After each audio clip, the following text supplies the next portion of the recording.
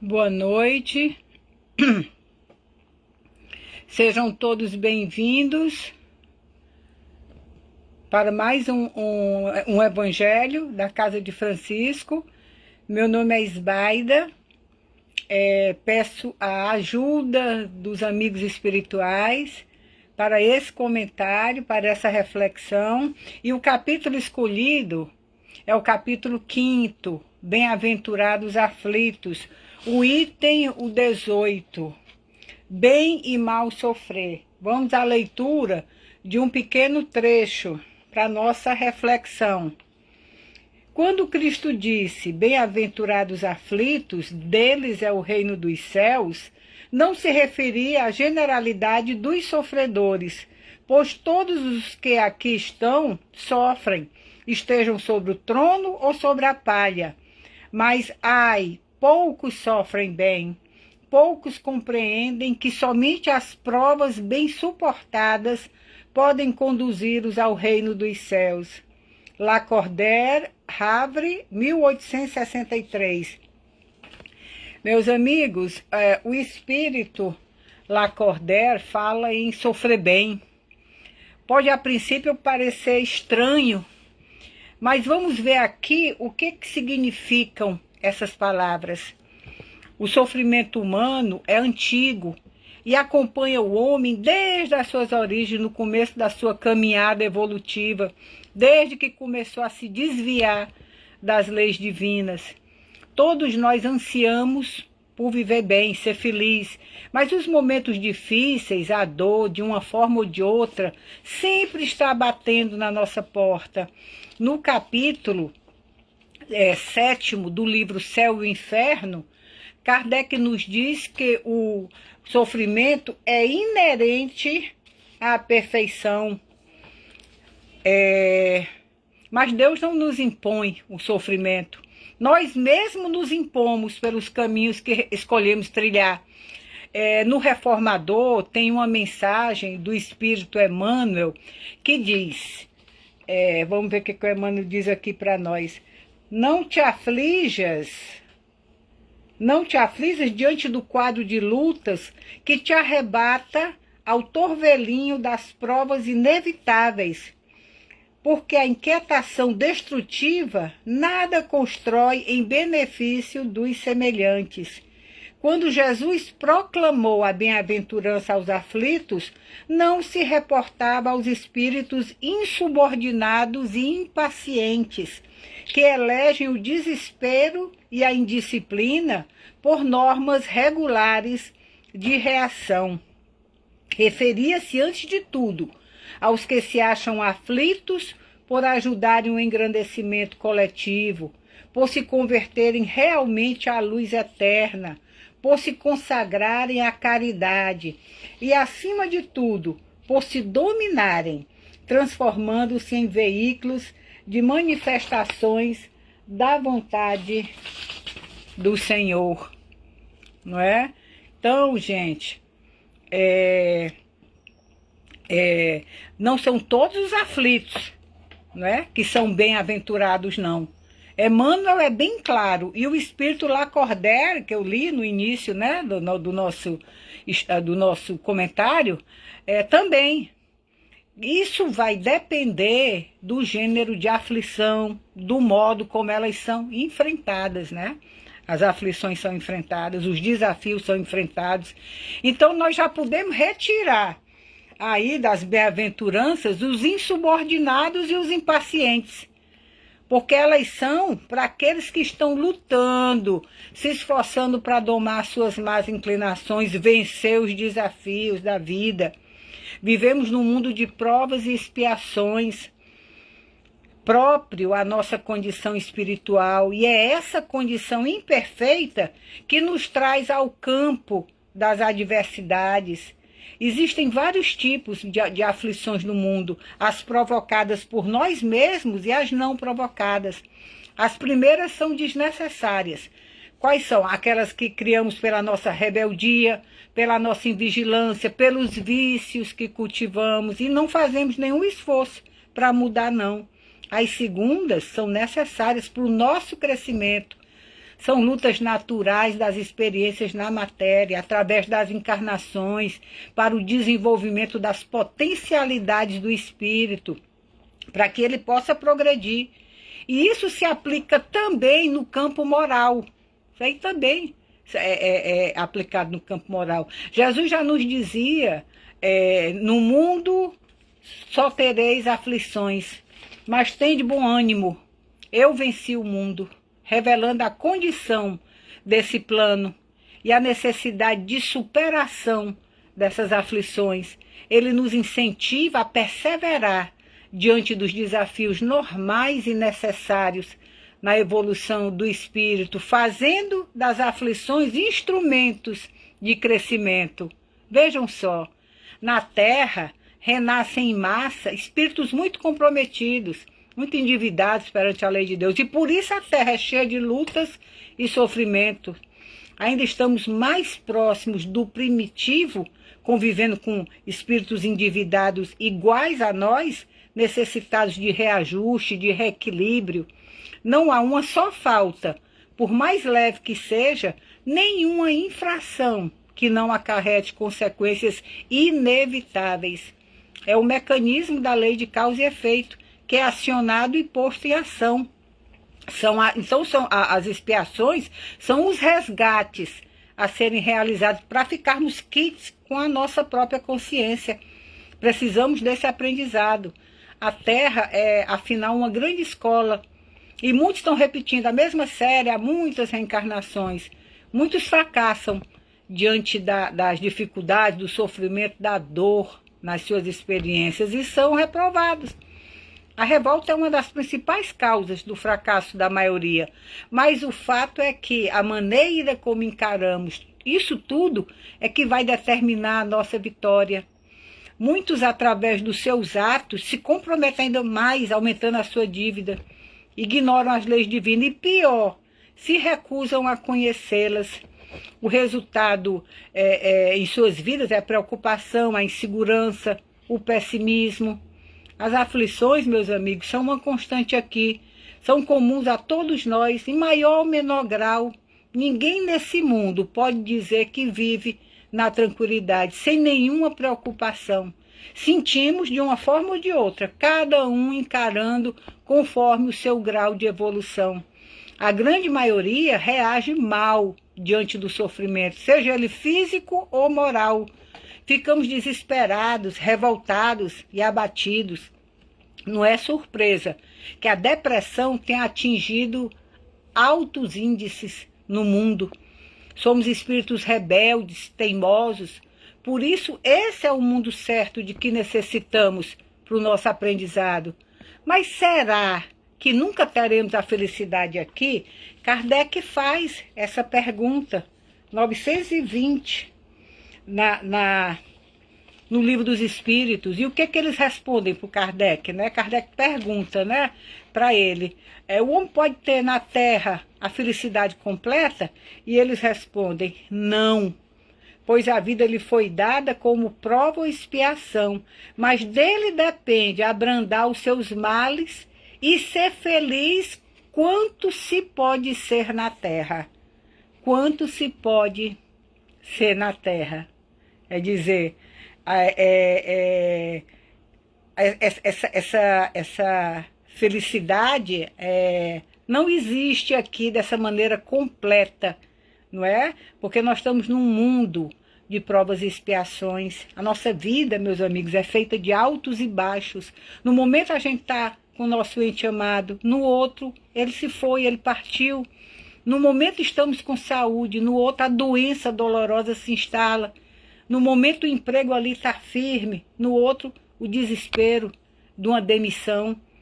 No momento estamos no controle das coisas, no outro nenhum controle. E por aí vai. Mas no meio dessas adversidades, nós temos os momentos de felicidade.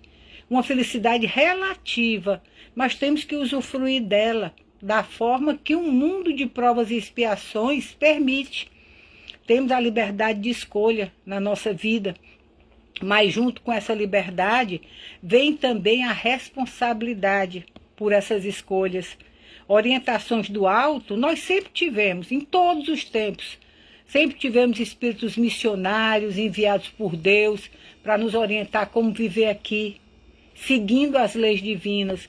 Mas a nossa dificuldade em assimilar esses ensinamentos, presos ao apego à matéria, a emoções e sentimentos desequilibrados, guiados pelo orgulho, pela vaidade e pelo egoísmo, viramos presa fácil do erro e, consequente, sofrimento. O erro traz sofrimento.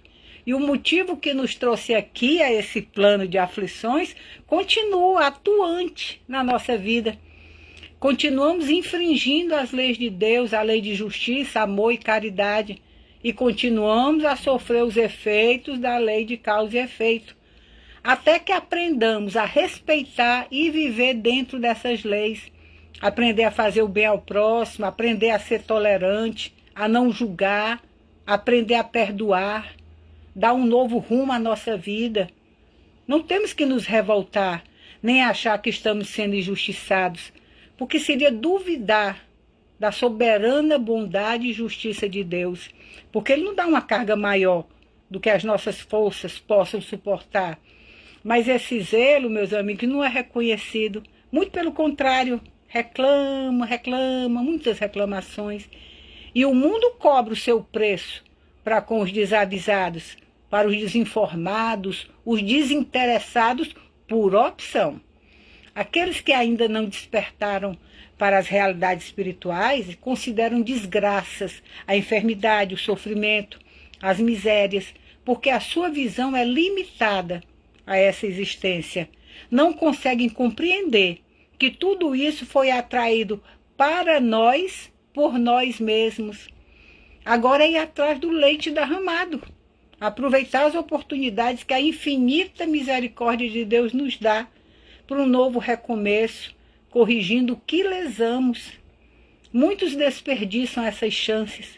Precisamos enfrentar, administrar o sofrimento decorrente dessa experiência aqui, porque essa dor tem um objetivo, e enquanto ele não for alcançado, ela vai permanecer.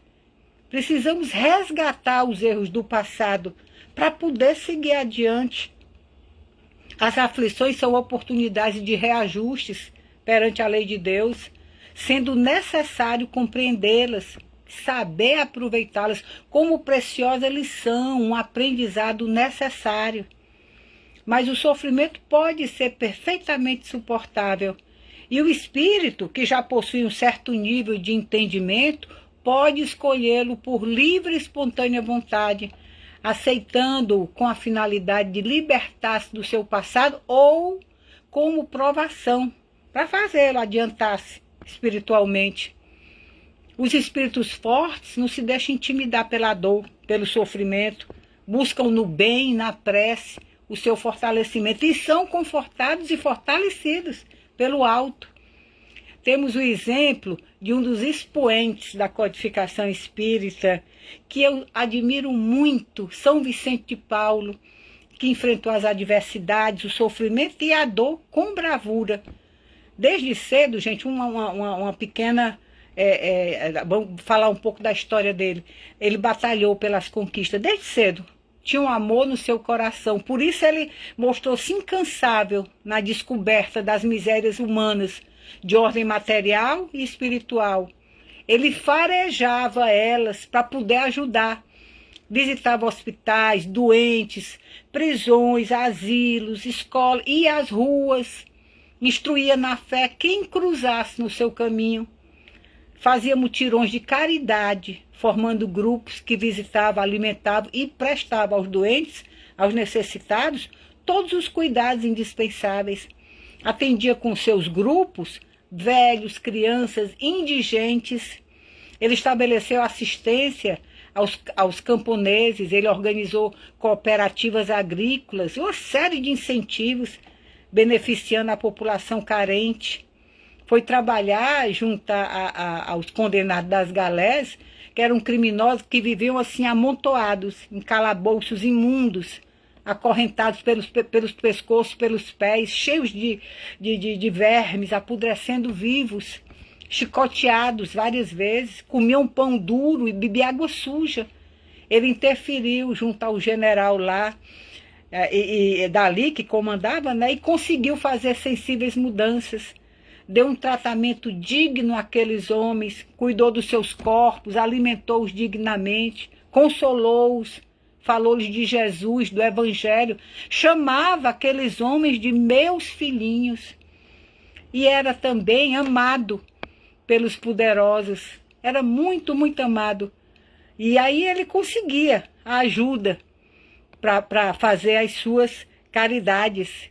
Olha só que coisa boa que ele conseguia, né?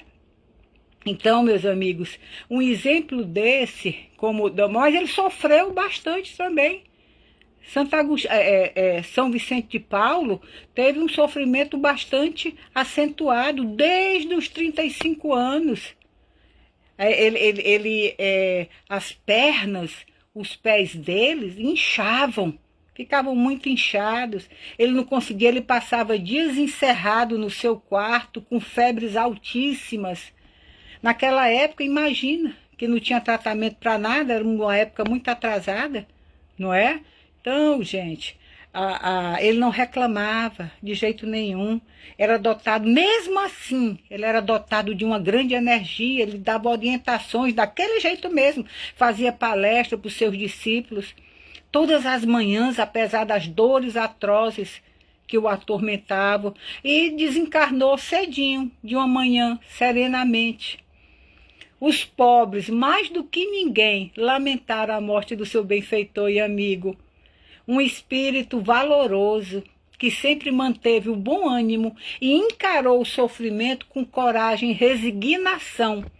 Era a aceitação do seu grande coração, com uma atitude ativa, positiva, de confiança em Deus e amor ao próximo até o final. As experiências dolorosas, meus amigos, sem a confiança em Deus, sem a fé, são muito mais difíceis de serem enfrentadas. Alguns pensam equivocadamente que o Espiritismo faz apologia ao sofrimento, à dor. Não, não é isso que ele faz. O que ele faz é nos esclarecer sobre o papel da dor nas nossas vidas, como lidar com ela e não morrermos por dentro, ainda em vida. Transformar essa dor em ferramenta de crescimento.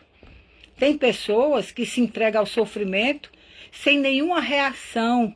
Isso me lembra a história que eu ouvi de um estudioso da doutrina espírita. Ele contou que tinha um cidadão que foi a um posto de gasolina, né? Abasteceu o carro. E quando ele chegou, ele encontrou um cachorro sentado, gemendo. O homem foi até a loja de conveniência, foi comprar uma água, deixou o frentista abastecendo. Quando ele voltou, o cachorro continuava ali, gemendo, do mesmo jeito. E ele perguntou para o frentista, por que esse cachorro geme tanto? E o frentista respondeu, é porque ele está sentado em cima de um prego. E o homem pergunta, mas por que ele não levanta? E a resposta que ele tem é a seguinte, é porque a dor ainda não foi o suficiente para ele levantar. É isso que acontece com muitos. Muitos se entregam ao sofrimento sem fazer nada. Se Deus permite a dor na nossa vida, é porque ela tem um propósito. E esse propósito é educativo e purificador. Mas nós temos que reagir a essa dor positivamente e não negativamente, nos deixando abater por ela ou nos rebelando.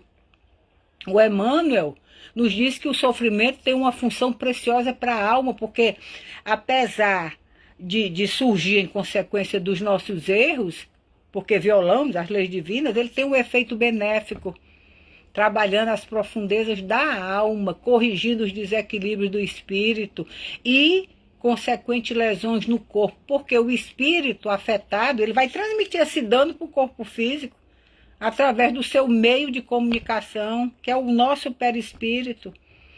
Emmanuel nos diz que o sofrimento é um tratamento para o espírito, e sem ele ficaria difícil o seu reajuste, despertar sua consciência para a realidade superior. Então a mestra dor entra em ação, e são nos momentos de dor que nos voltamos para Deus. São nos momentos de dor que percebemos a nossa pequenez, e que precisamos desse Deus. É dele que estamos precisando nessa hora. Então, através da experiência do sofrimento, o espírito vai sentir a diferença entre o bem e o mal e a necessidade de se melhorar. Porque não vai querer passar por aquilo, repetir o que resultou numa fonte de amarguras para ele.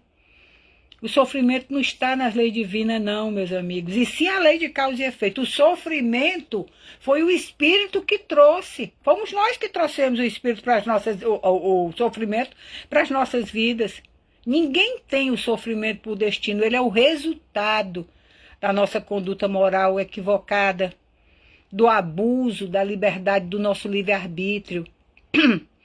Volto a dizer, criamos os males para nós mesmos, fruto das nossas decisões ou omissões, das atitudes egoístas, do orgulho e da vaidade, que ainda, olha, dominam o nosso interior. Somos acostumados a cometer excessos, não ter cuidado com o nosso corpo.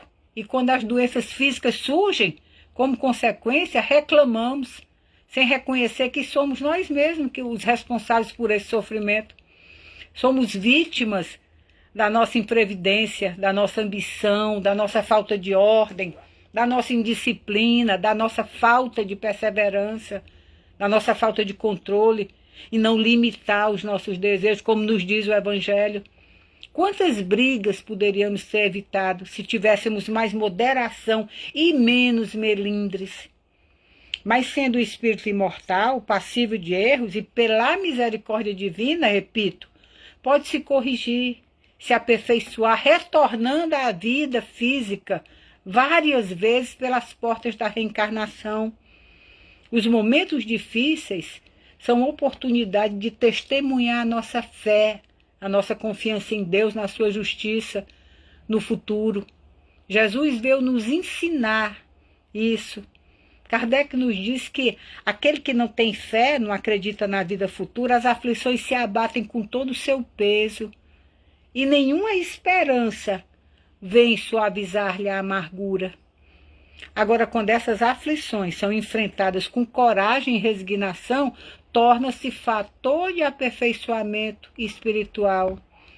Através dos nossos esforços em nos transformarmos moralmente, domando as nossas más tendências, conseguiremos administrar com segurança a nossa vida, impulsionando o nosso processo de adiantamento espiritual, sem parar diante dos obstáculos, porque esses reveses fazem parte do nosso processo de aprendizagem e precisamos nos conscientizar que o sofrimento tem uma causa, independente de que venha dessa ou de outra encarnação.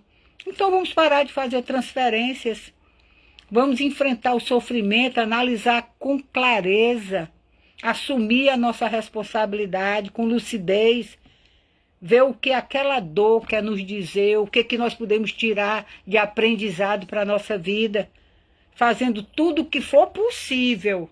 Não é cultuando a dor, não, é fazendo tudo o que for possível para solucionar. E se não encontrarmos solução, a resignação se faz necessária, porque entendemos que não somos vítimas. Não podemos mudar o que aconteceu e também ficar remoendo o que passou só faz nos prejudicar. Porque quem se prende no passado, já diz o ditado, no remorso, nunca se ergue para o futuro. Passou, virou a página.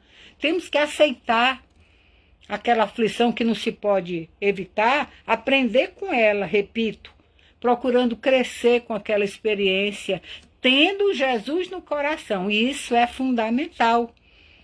Abrir espaço no presente para vivenciar uma nova página com novos sentimentos e conquistas e procurar o amparo da prece.